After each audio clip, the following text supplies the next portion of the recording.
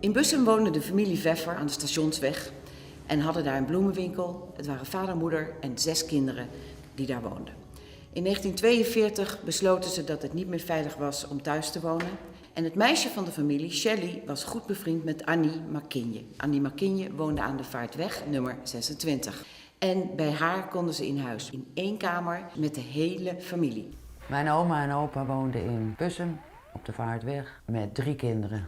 Mijn opa maakte grafstenen. Mijn moeder is van 26, dus die was 14 toen de oorlog begon. En Shelley was er hartsvriendin. En na een jaar zocht Shelley een schuilplaats voor haar familie. Voor haar moeder, vader en haar broers. En ze hadden heel Bussum al gevraagd van mogen we ergens onderduiken en niemand wilde het. En uiteindelijk heeft ze het aan mijn moeder gevraagd. En mijn moeder heeft het eigenlijk doorgedrukt bij haar ouders dat het heel belangrijk was en dat ze dat moesten doen.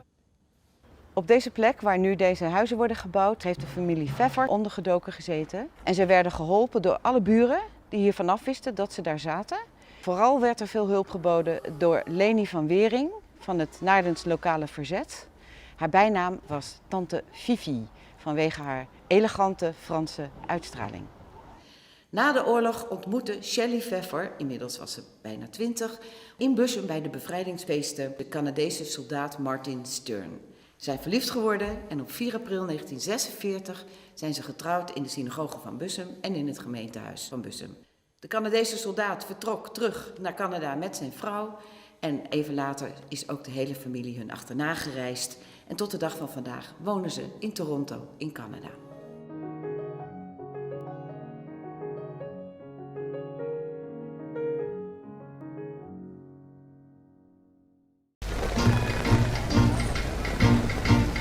What train number?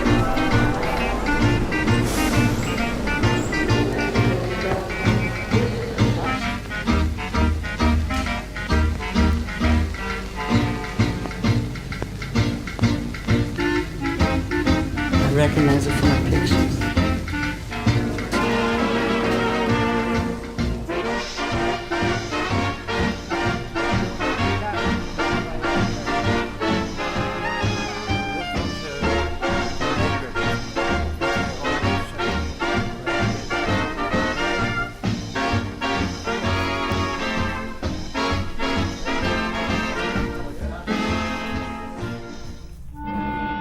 Hello. Tonight, This Is Your Life is going to take you into a barren room. Dimensions 12 feet by 11. May have looked something like this. Here a family of 8 lived for 2 years, not daring to leave its narrow walls, not daring to talk above a whisper, not daring to let their footsteps be heard. Who is this family? Where was this room? Tonight we bring you a study of fear, and the only thing that can conquer it, courage. That is the window where they look into the street. The Germans came always from that side, so they saw when they were coming, so they had time to go into the shelter, who was about here, under the stairs. How long before you knew they were here? Did you know from the beginning? Not from the beginning. Yes. And they told me not to tell my friends, but I didn't. So. Yeah. That's the miracle. Yeah. I don't know. You're a little boy. Well, I would tell. If I was a little girl, I would tell. Ladies and gentlemen, in our audience here at NBC in Burbank, California, is a lady who came just to see This Is Your Life. Now, she's visiting here in Southern California and doesn't dream that I'm about to step to her side and say tonight, Mrs. Sarah Veffer, this is your life. Wow.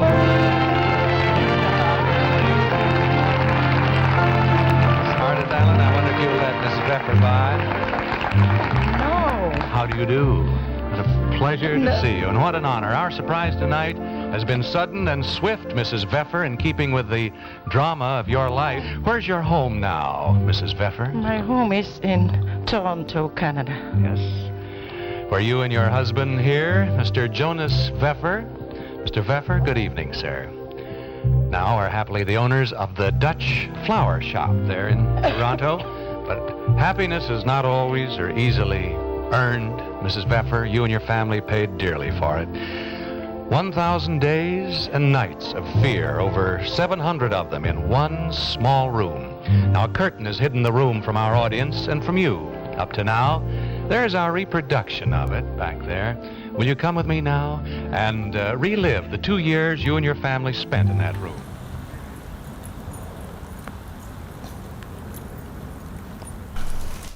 At that time, they were not sending me to fight. So you got it when you were gonna fight?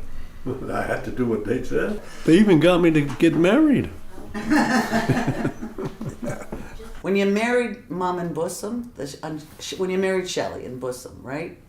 It looks so happy. So we can tell a lot of sad stories, but I look at the pictures and I see Mom smiling, and I see Annie. She's carrying the veil. What did you think that day? Were you happy? Yeah, but I felt alone by myself. Yeah, it was lonely. Yeah. And did Mom make you feel better? Did you like when you looked at her and you said, "I'm doing the right thing"? She had her odd days of being nice. Mom did. Yeah, I know. Oh, because But that day, when she dealt a lot with her family. Well, now, the family's together again. Under happier circumstances now than in 1943 in Bussum, Holland. You're counting, Mother's counting to make sure they're all here. Then early of an evening in the spring of 1943, the silence of your room is suddenly shattered by the sound of footsteps rushing up the stairs, but you clearly hear a voice. The Nazis, they're in the next street. They're raiding the houses for Jewish people, quick. It's Annie, the teenage daughter of the McKenyas, and she's here tonight all the way from Naarden, Holland. She's now Mrs. Joe Betsema. Here's Annie. Mijn oma en opa woonden in Bussum op de Vaartweg met 3 kinderen. Mijn moeder, haar oudere broer en haar jongere broer, Jan. Mijn opa maakte grafstenen. Mijn moeder is van 26, dus die was in 14 toen de oorlog begon. En Shelley was er hartvriendin. En na een jaar zocht Sally een schuilplaats voor haar familie. Voor haar moeder, vader en haar broers.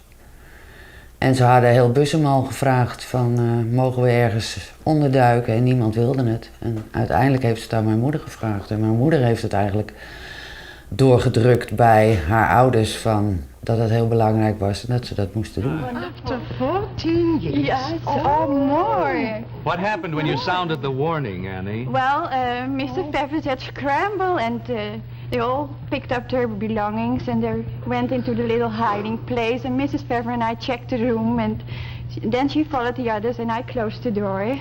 It was so small, it was hardly not doing, but we did it. We'd all grab our belongings and get into this hiding place.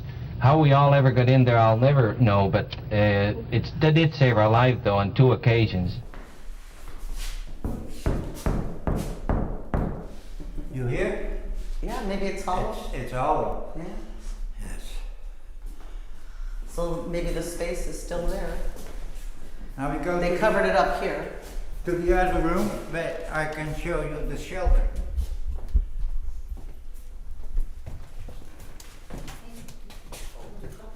Oh, maybe it was here. Yeah. It was here. Yeah. Yes. And were these stairs here to the attic also? No, it was. Oh, they did the room it under. was a straight stairs going up. Right. Not this one. Yeah. They put it later on. So it was wide as this. The same width as it is now? Yes.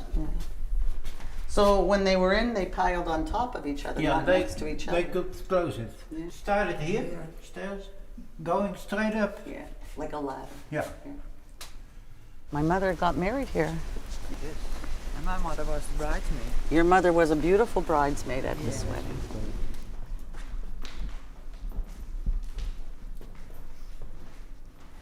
It's like the pictures. Arlene, I want Yes. to show you one more photo where I discovered that your grandparents and probably also your parents are there. And this was on May the 7th, just very shortly after the Canadian troops had liberated Bussum. Right. This is Sarah.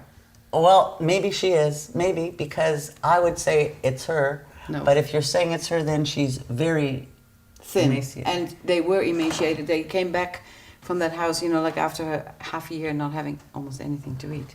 Yeah. On May 5th, 1945, the Germans surrender.